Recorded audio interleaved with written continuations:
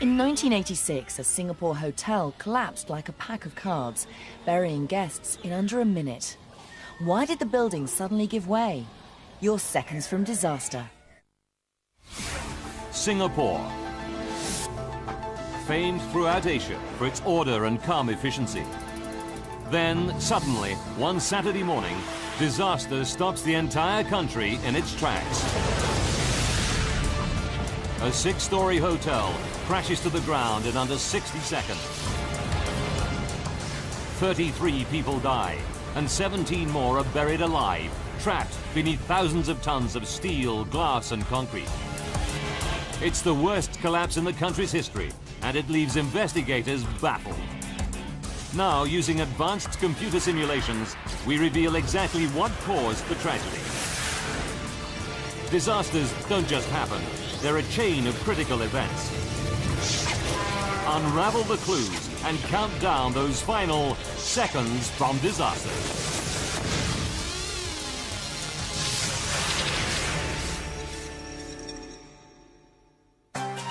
Asia. Singapore. Over 4 million people live crammed in a country the size of New York City. It's a dynamic, vibrant place that attracts people from all over the region and beyond, striving to make a better life for themselves in this English-speaking island of opportunity. Downtown, tower blocks soar into the sky as architects struggle to maximize the limited space. Much of it land reclaimed from swamp and sea. Even below ground, the city is teeming with activity as Singapore expands at breathtaking pace. Giant tunnels are bored by teams of engineers from all over the world, working on a new subway system that will connect the high-rise area with older and less prosperous districts like this one, Little India. 6 kilometers from downtown, this area is home to the manual laborers who support the booming economy. Here on Owen Road stands the Hotel New World, built in 1971. The building is unremarkable. 36 reinforced concrete columns supporting 6 concrete floors. There's a car park in the basement. The local branch of a bank takes up the ground floor. Above that is a popular nightclub. And a budget hotel occupies the rest of the building. As is usual in this hot climate, air conditioning units and water tanks are installed on the roof. At over 24 meters, it's small by Singapore standards, but one of the tallest buildings in Little India. The building has led an untroubled life, apart from one serious incident. In 1975, when a gas leak poisoned 35 people. Everybody made a full recovery, and the building was given a clean bill of health. March 14th, 1986, 11 years later. It's a Friday night, and as usual, Madame Lily Teo, the nightclub hostess, sets up the first floor bar in preparation for a busy evening, expecting the usual mix of businessmen and couples who visit her club.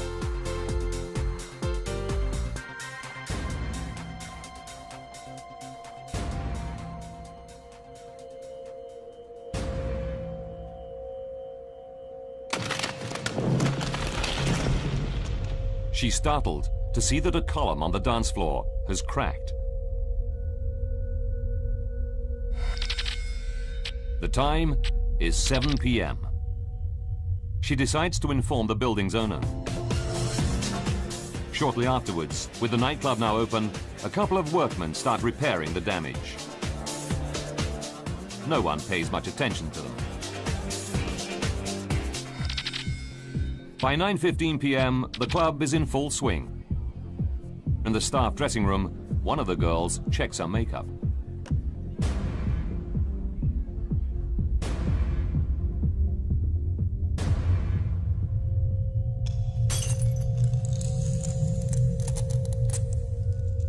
In Singapore, like most countries around the world, a broken mirror is a symbol of bad luck. But it's the end of the working week, and everyone in the nightclub is too busy having a good time to worry about silly superstitions.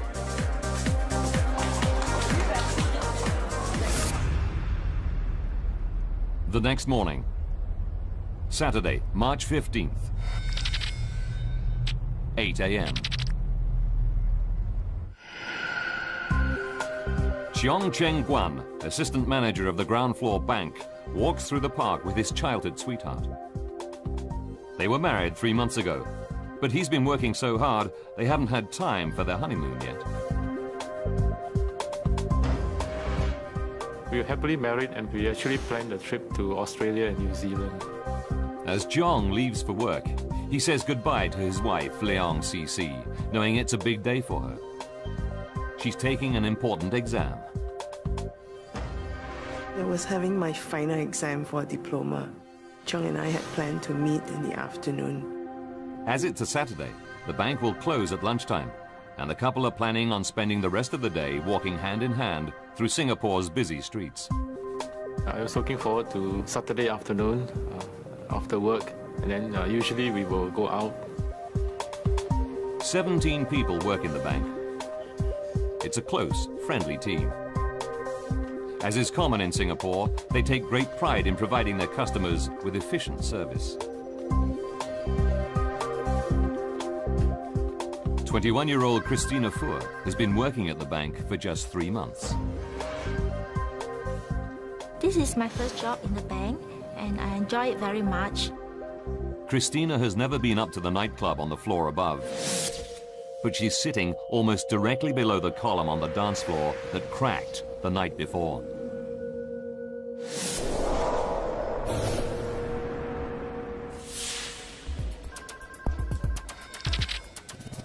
"10:10 a.m. A customer comes into the bank. She's out of breath, saying there's a problem in the basement car park. Debris is falling down. The customer told us that the bank is going to collapse. Cheong stays in the bank whilst Christina and a colleague rush down to the basement to investigate.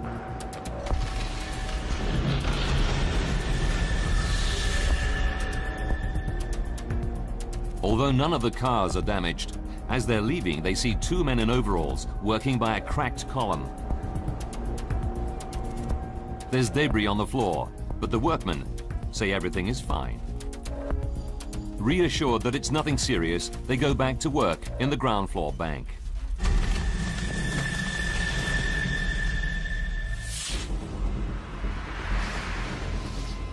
Two floors above, in the hotel reception, staff see cracks and fissures spreading across the wall. But down below, Cheong and Christina are unaware of any further problems.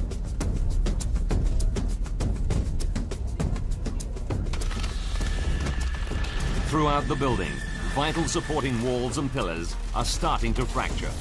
The Hotel New World is on the brink of collapse.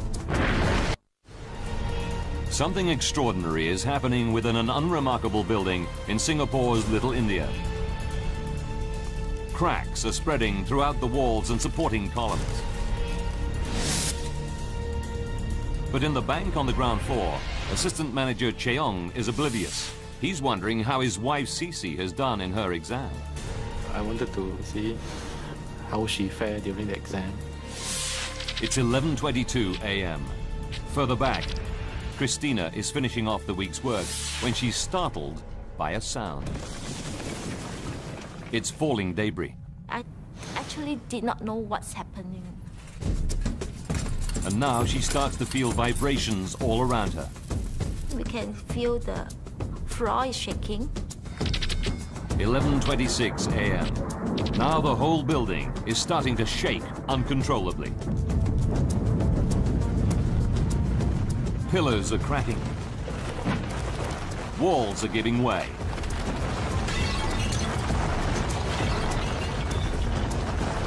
An unstoppable, catastrophic collapse is set in motion. It was very sudden. One instant you are working, the next instant it's all pitch dark and Thousands of tons of steel-reinforced concrete rain down on the people inside.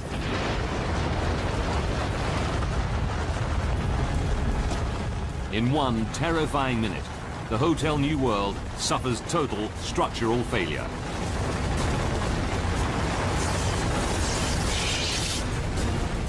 Trapping dozens of people.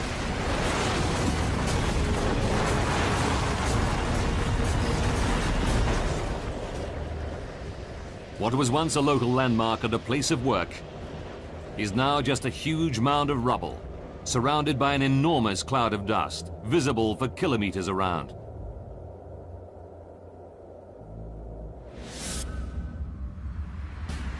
All 6 stories of the building have been destroyed, transformed into a concrete tomb.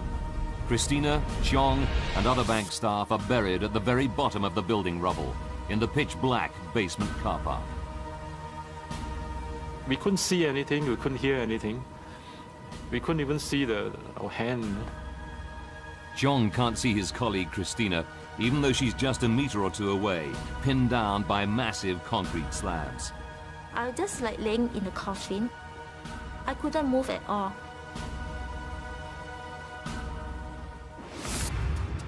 Back on the surface, it's a scene of total devastation. News crews film local people frantically clambering onto the wreckage. They furiously manhandle rubble, desperately searching for any survivors.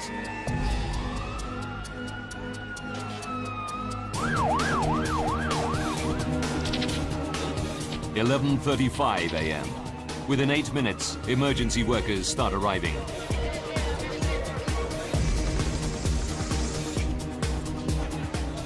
Singapore's top military medic, Dr. Lim Meng Kin, rushes to help. He's stunned by the scale of this unprecedented catastrophe. This is the biggest disaster since World War II.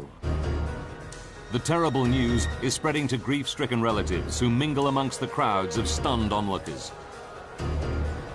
It's a scene of total bewilderment and rising dread. Around noon, over half an hour into the disaster, Cheong's wife, Cece, arrives and realizes that her husband is buried somewhere inside the mountain of rubble. She has no way of knowing whether he's dead or alive. She finds her uncle, who happens to be a structural engineer, but he can offer her no real comfort. I remember asking him, what are the chances of Cheong surviving in such a collapse? He told me we should just hope for the best. About 10 meters from Cece, below the rubble, her husband Cheong is fighting off the panic. But all around, other survivors, like his colleague Christina, are aware of mounting hysteria. I can hear a lot of people crying. They was asking for help. Some of them was screaming, and some of them was crying in pain. Some of the survivors are badly injured, but Assistant Manager Cheong is determined to keep everyone calm. I thought it's a matter of time, people will come to rescue us, you see.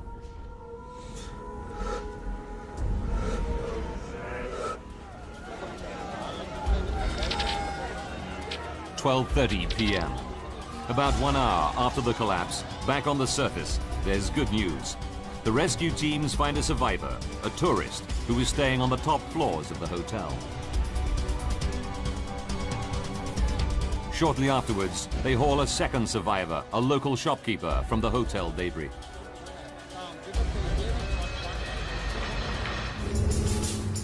The rescuers hastily put together a list of all those known to have been in the building when it collapsed. They can account for everyone known to have been in the hotel on the top 4 floors. 17 are dead, and 11 have been rescued alive. The nightclub on the floor below was empty. But the ground floor bank is a different matter. Their list reveals that up to 20 people, including Cheong and Christina, were working there when the building collapsed and will be buried at the very bottom of the rubble.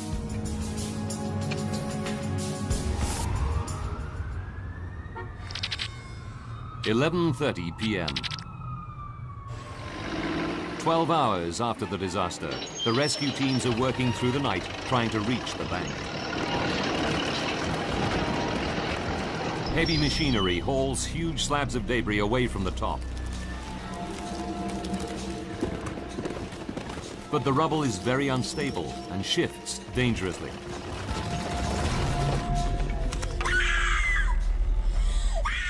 Some 10 meters below the glare of the rescuers' arc lights, with vibrations shaking the wreckage, the horror is growing. The survivors are trapped in a dark tomb under 6,000 tons of concrete and steel. Assistant Manager Cheong is just within reach of one of his bank colleagues, who's lying injured nearby, crushed by a beam. He tries desperately to push the beam away, but it's too heavy. I felt very helpless. Your colleague is here, dying, and then you can't do anything at all. That was bad. Cheong realizes his efforts are in vain. I could smell the stench of death. It's very sad. Your own colleague you have been working for so many years with, and all of a sudden he's gone. The crushed masonry is preventing the circulation of air. Oxygen is beginning to run out.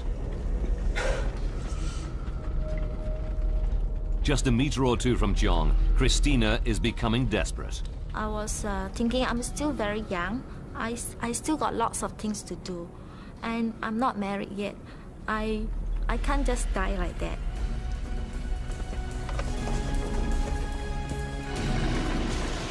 Back on the surface, the rescuers still have 10 meters of rubble to dig through. At this rate, it'll take days to reach Cheong and Christina. With the oxygen getting thinner, this is time they just don't have.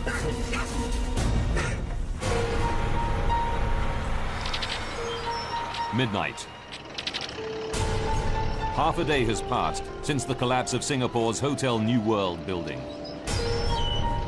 Only 11 people have been pulled alive from the rubble.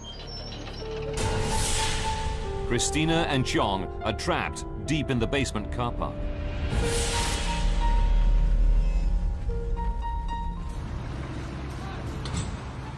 A team of Irish engineers working on the nearby subway construction is watching the rescue work. Subway tunneler Tommy Gallagher is especially concerned that the use of heavy machinery may be causing the rubble to shift and fall, potentially endangering the lives of any survivors buried at the very bottom of the mound. We kept saying to the senior people in charge, we think there is people in that building alive. And what you're doing here, you're going to kill them. They propose a radical alternative, abandoning the use of cranes to clear the rubble from the top, and instead tunneling deep into the foundations of the building to get survivors out. It's a very difficult decision, but around dawn the authorities give the green light to Tommy and his colleagues. The Irish engineers have no idea exactly where in the basement any survivors may be. After close examination of the building plans, they decide the quickest way to get into the car park is to break through ventilation shafts accessible from street level. A rescue camera reveals a scene of devastation. The tunnelers have to wade through knee-deep water and push past crushed cars. To their horror, they can smell petrol. They know a single spark could set up a devastating explosion. The car park is a death trap. That's what we were worried about. Any spark of a machinery would... The subway engineers have an agonizing wait whilst the water and petrol are pumped out.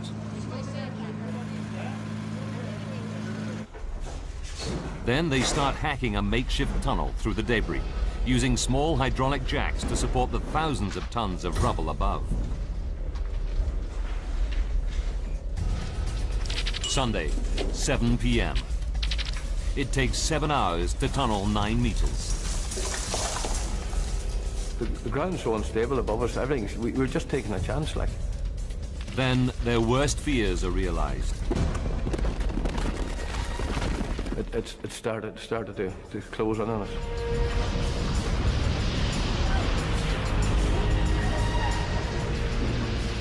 The tunnel caves in. Tommy and his mates scramble out moments before the roof collapses. Their path is totally blocked. Sunday, 7:30 p.m. Chiong and Christina have been buried in the stifling, claustrophobic darkness for 32 hours. They have no idea rescuers are trying to reach them. Undeterred by the cave-in, the Irish engineers start digging more tunnels in the dangerous building rubble, willingly risking their lives. The tunnelers were the bravest people I've ever met in my life. And the way they went about it, the spirit, it's a spirit that's very rare, really. Tunnels 2 and 3 are built from the southeast, but the subway engineers soon find their path blocked by huge slabs of debris. With Tunnel 1 still too dangerous after the cave-in, a fourth tunnel is dug northwards. It takes all night, but Tommy and his mates crawl under crushed cars and dig all the way around the exterior basement wall. We worked round the clock. We never went to bed. Monday, 7 a.m. Chiong and Christina have been trapped in the rubble for almost 2 days. They're losing track of time. We don't even know how many days we was trapped inside. I was just trying to keep alive because I have a lot of things to live for. Then, Chiong hears a noise. We could hear rumbling sounds, from the distance. Hoping that it's a rescue team, the bankers start tapping frantically on the beams that are trapping them.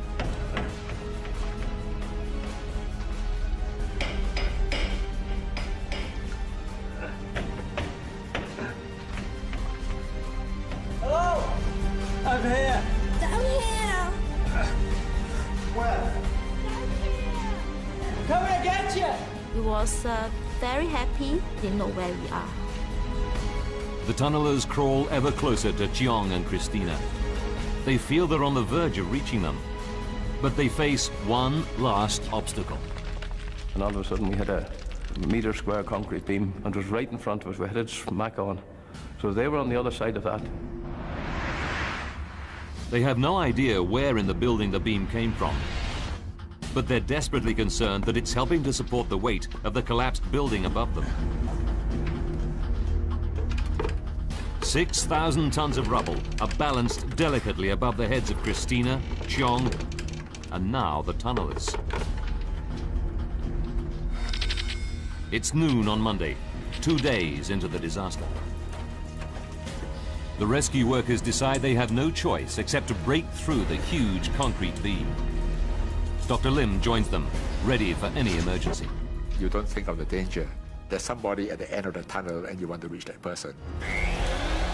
The tunnelers' drills carve through the concrete surprisingly fast.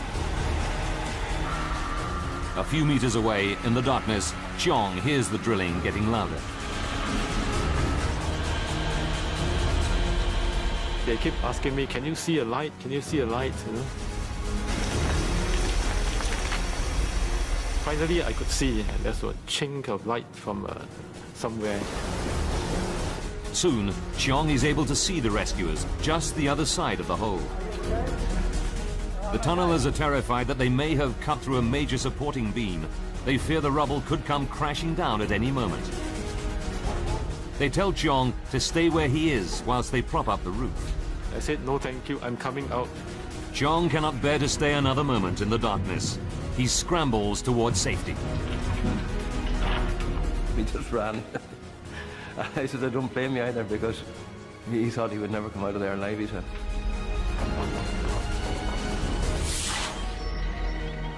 After 2 days, buried alive, Chiong is able to walk out into the daylight with just a few scratches. That was really a miracle. Christina is buried deeper in the rubble. It takes another 7 hours to rescue her.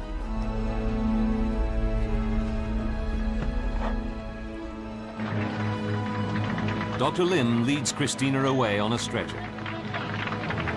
Later examinations reveal her only injury is a black eye. I feel just like a hero or something like that. Cheong and his wife Cece are finally reunited at the hospital. It was such a moment of joy, such great joy. You just feel that life is very fragile. Anytime it can be taken away from you, and you just live. Thanks to the pioneering use of tunnels to dig into the very deepest parts of the rubble, 6 more survivors are ultimately pulled alive from the wreck of Hotel New World. In all, 17 people have been saved. But 33 have lost their lives. Now, by rewinding the events of that fateful day, and by going deep into the investigation, we can reveal what really happened to the Hotel New World. Advanced computer simulation will take us where no camera can go, into the heart of the disaster zone. A commission of inquiry will be appointed to seek answers to the many questions raised in this, the worst building disaster in Singapore. The investigation team includes Terry Hume, a structural engineer based in Singapore. He has decades of experience in major building construction. Hume visits the site within hours of the collapse and is shocked by what he sees. The first impression was that the whole collapse must have been very rapid, and the whole building must have collapsed at the same time. It was clearly something unusual. In a city like Singapore, it's everyone's worst nightmare. Similar buildings are everywhere, and much taller structures soar skywards all across the island. The investigators need to find out why the Hotel New World collapsed, and fast. How did a 6-story reinforced concrete building collapse in fewer than 60 seconds? Until the investigators find out, the lives of millions who live and work in similar structures throughout Singapore could be at risk. The team interviews locals who remember that 10 years earlier, a gas leak knocked out 35 people at the hotel site. Could gas have escaped again, causing an explosion? Or worse, could there have been a bomb?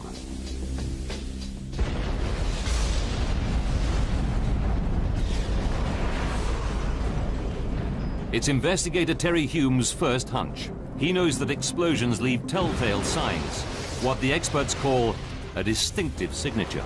The immediate effect of the explosion is normally to certainly blow out the windows, possibly blow out the sidewall.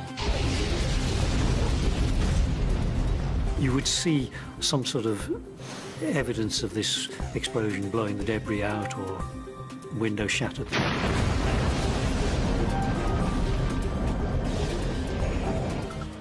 But the unique marks of an explosion, shattered glass and crushed rubble, blown hundreds of meters from the disaster site, simply do not exist.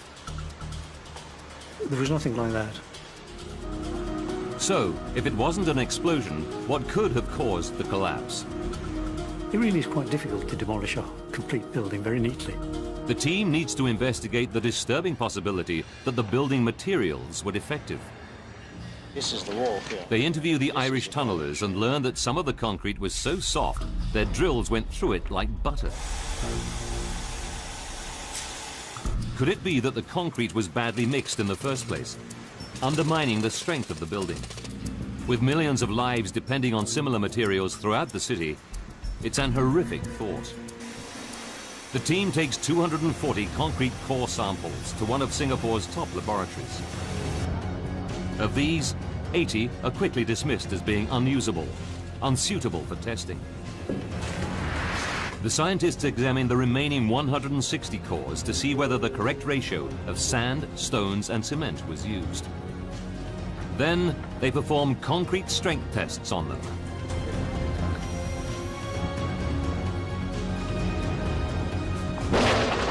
The cores do fracture, but only under very heavy loads.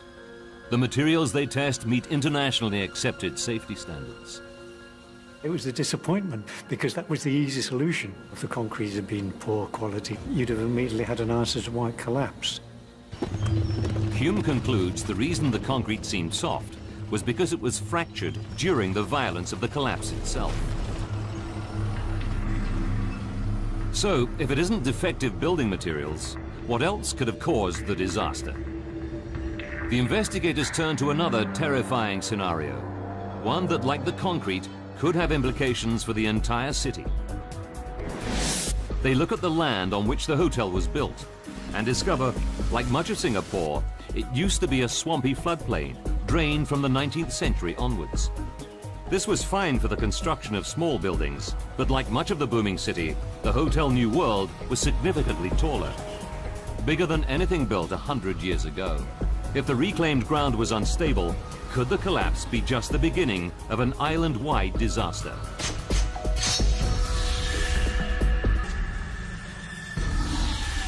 The first step is for the investigators to examine the surviving basement walls. If the foundations had moved in the unstable ground, these should show evidence of catastrophic cracks. Intriguingly, they find nothing. To make sure, they analyze the composition of the soil. The team drilled deep into the ground to take samples. Leaving nothing to chance, they also test the strength of parts of the foundations that survived. Finally, after weeks of work, the results come through.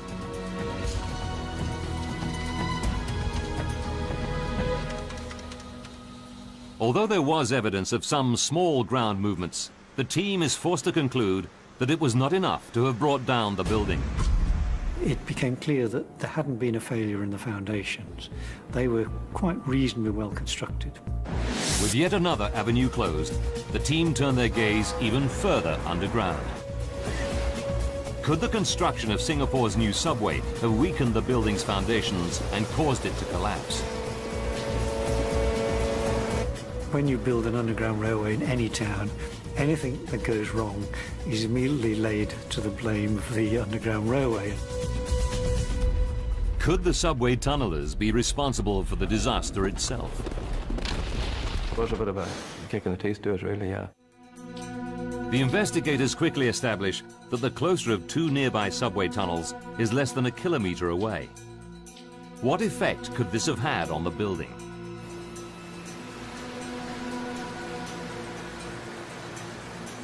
Subway tunnels have collapsed before.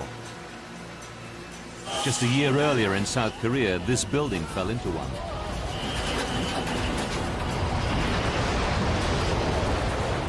It only happened because the building was almost directly above the tunnel.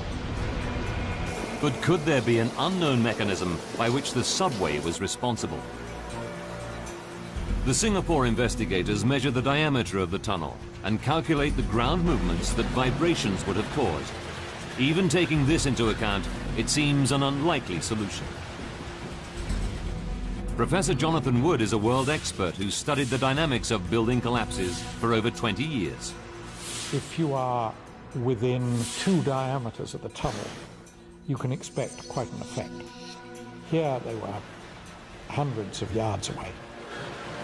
The team concludes that the subway tunnels were simply not close enough to have been responsible for the collapse. Tommy and the tunnellers are in the clear. We knew it was something that happened, a freak accident, and that's exactly what it was. It's now clear that the collapse of the Hotel New World has not been caused by an explosion, by shoddy construction, by swampland, or by subway tunneling. But buildings don't just collapse. It's like a murder investigation. You must find who was responsible. The investigators know they must be missing a vital piece of evidence.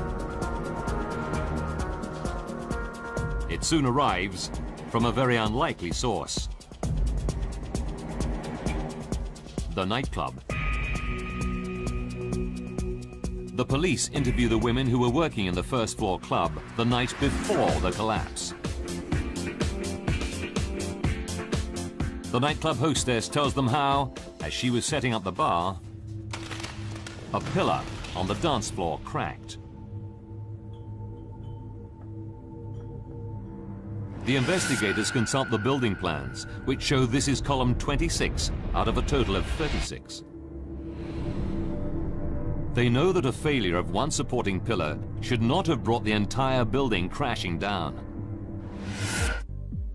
Then they interview one of the girls who was working in the nightclub. She tells them how she was checking her makeup in the dressing room when the mirror shattered. The mirror was attached to another support pillar, column 32. The investigators now know that a second pillar was close to failure.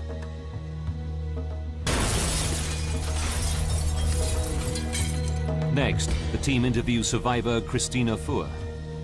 She tells them how, on the morning of the disaster, she went down to the basement car park and saw workmen propping wood against a column.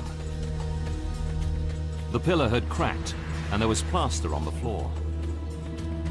They identify this as column 30, and it was also failing. It's a crucial breakthrough. There are now eyewitness accounts that 3 columns were failing in the hours leading up to the disaster. For the first time, the investigators know that 3 vital supporting columns were stressed right to the limit.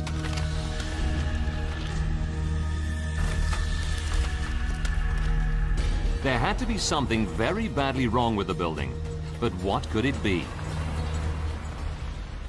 As a last resort, the team starts looking at cutting-edge laboratory research into a little-known phenomenon that could provide the answer. When concrete is stressed to near breaking point, tiny cracks can start spreading deep within the heart of the material. Not only are these micro cracks, as they're called, potentially deadly, but frighteningly, they're invisible to the naked eye. You can only see them under a microscope. It's impossible to know for sure whether the crucial supporting columns of the Hotel New World were suffering from this dangerous disease. But if micro cracks are ignored, they eventually cause the surface of pillars to fracture, greatly reducing the amount of weight they can support. At this point, the building would be on the verge of collapse. If the team is correct, like woodworm eating away timber from within, micro-cracking would have weakened the concrete columns in the building until they were effectively rotten.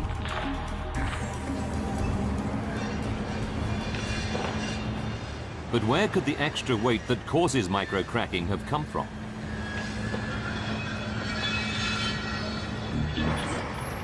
As the site is being cleared, the investigators see massively heavy objects being pulled from the rubble. They examine the blueprints to see whether these were allowed for in the original plans and make a startling discovery. During the 15 years of its lifespan, the building owner added extra loads to the Hotel New World that were not part of the original design. The team learns that in 1975, the bank built a steel-reinforced strongroom weighing 22 tons on the ground floor.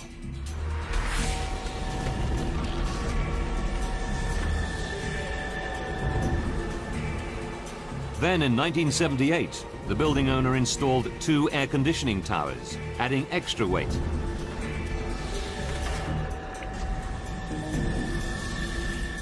In 1982, to improve the building's lackluster appearance, workmen fixed heavy-duty ceramic glazed tiles to the exterior walls. The weight? Over 50 tons. Finally, in 1986, before the collapse, the building owner installed yet another air conditioning tower on the roof to make conditions in the sweltering Singapore heat more comfortable.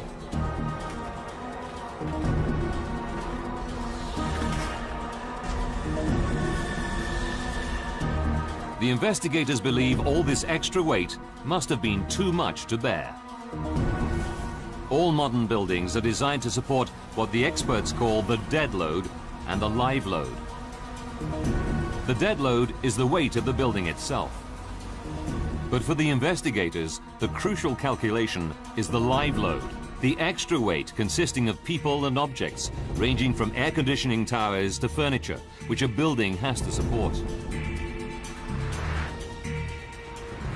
Could the building support over 100 tons of extra live load placed upon it?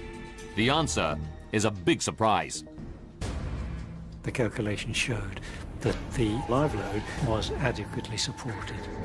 Set against the 6,000-ton weight of the building itself, the live load, including over 100 tons of strongroom, tiles, and air conditioning units, was insignificant. It should not have caused the building's 36 pillars to give way. The team is back at square one. After months of painstaking work, they still don't know what happened.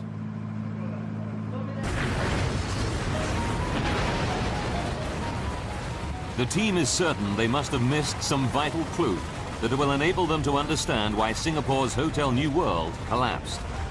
They return to the blueprints and pore over photos of the damaged columns again and again.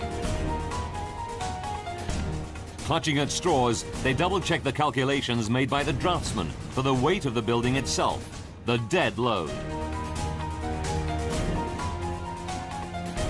What they find is a revelation, a fatal mistake that means for the entire 15 years after its construction, the building was on the verge of catastrophe.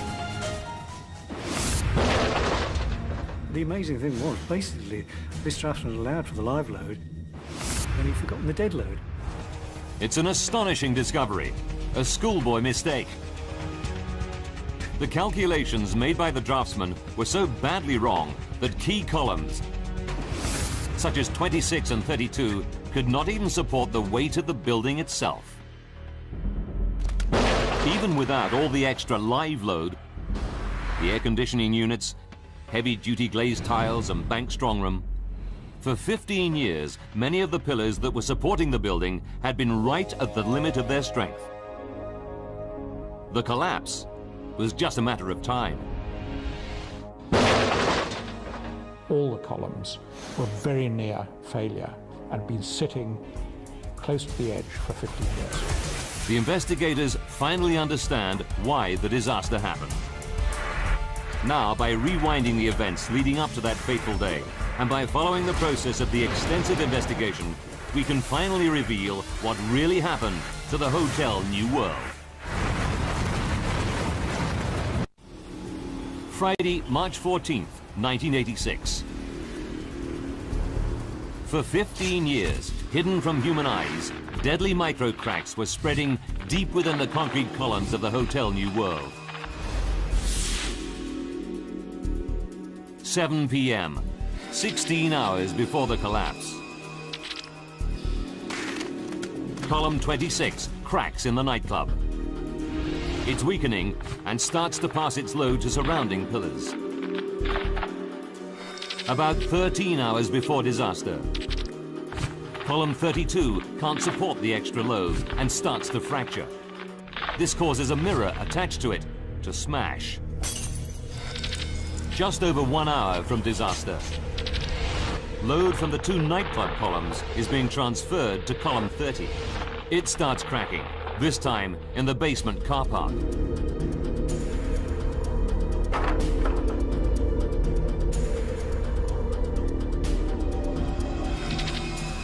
Four minutes before disaster. Above Christina, column 26 starts to collapse, causing debris to billow down and vibrations to spread throughout the bank. As 3 columns collapse, the building reaches the point of no return. An unstoppable chain reaction is set in motion. If you've got your pack of cards, and all you've got to do is knock one card out, and all the other cards follow suit.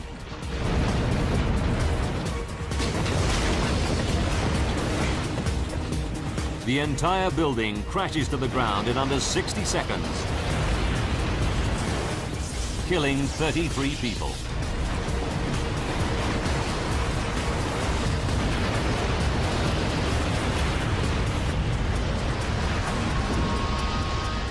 Tragically, the investigators now know there were plenty of warnings that the hotel was about to collapse.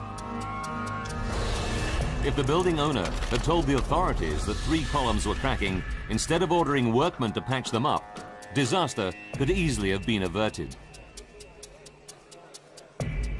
I believe any structural engineer would have immediately said that you needed to evacuate the building. 33 lives could have been saved.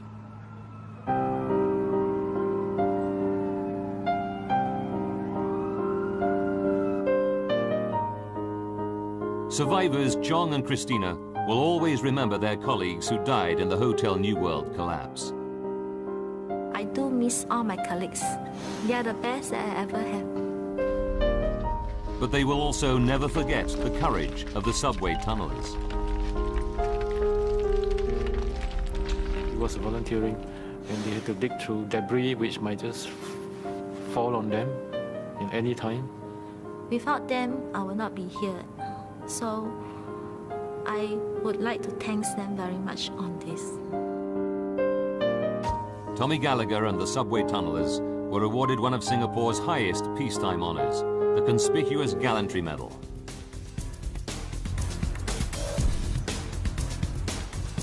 Lessons have been learnt from the tragedy. Singapore completely overhauled its building regulations to ensure that all dead and live load calculations made by architects would in future be independently checked, a crucial extra safeguard that has been adopted by many other countries. Like many cities, Singapore continues to build ever upwards. Mercifully, building collapses are a rare event both in Singapore and throughout the world. But when they happen, the courage and dignity of ordinary people shine through.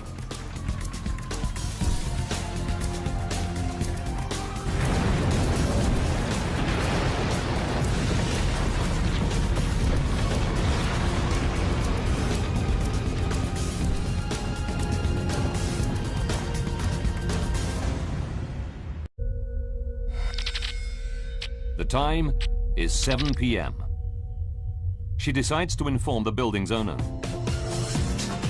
Shortly afterwards, with the nightclub now open, a couple of workmen start repairing the damage. No one pays much attention to them. By 9:15 p.m., the club is in full swing. In the staff dressing room, one of the girls checks her makeup.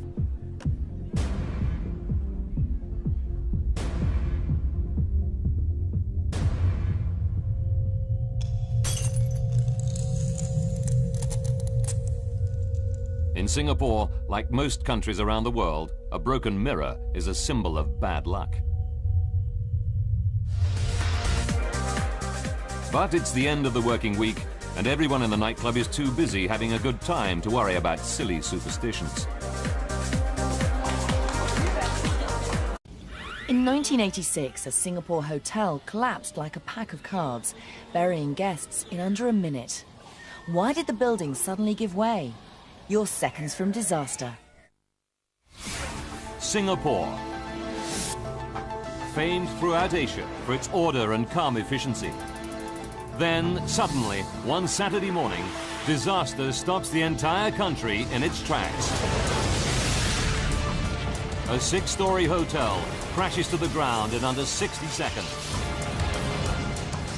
33 people die, and 17 more are buried alive, trapped beneath thousands of tons of steel, glass and concrete. It's the worst collapse in the country's history, and it leaves investigators baffled. Now, using advanced computer simulations, we reveal exactly what caused the tragedy. Disasters don't just happen, they're a chain of critical events. Unwrapped, the building has led an untroubled life, apart from one serious incident. In 1975, when a gas leak poisoned 35 people. Everybody made a full recovery, and the building was given a clean bill of health. March 14th, 1986, 11 years later. It's a Friday night, and as usual, Madame Lily Teo, the nightclub hostess, sets up the first-floor bar in preparation for a busy evening, expecting the usual mix of businessmen and couples who visit her club.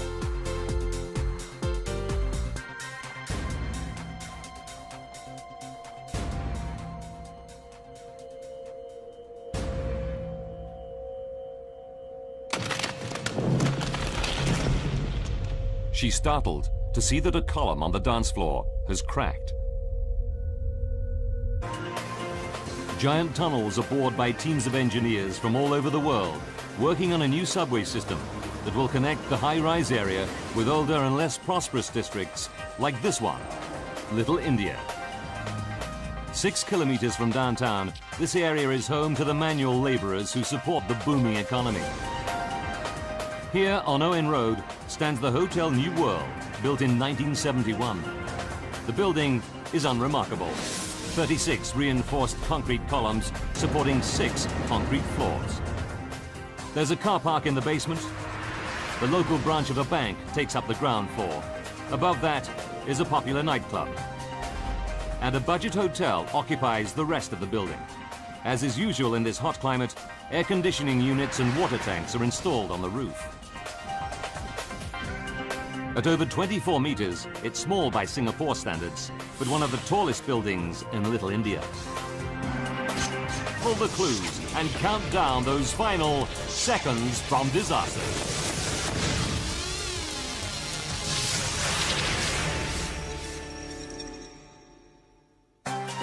Asia, Singapore. Over 4 million people live crammed in a country the size of New York City. It's a dynamic, vibrant place that attracts people from all over the region and beyond, striving to make a better life for themselves in this English-speaking island of opportunity. Downtown, tower blocks soar into the sky as architects struggle to maximize the limited space. Much of it land reclaimed from swamp and sea. Even below ground, the city is teeming with activity as Singapore expands at breathtaking pace.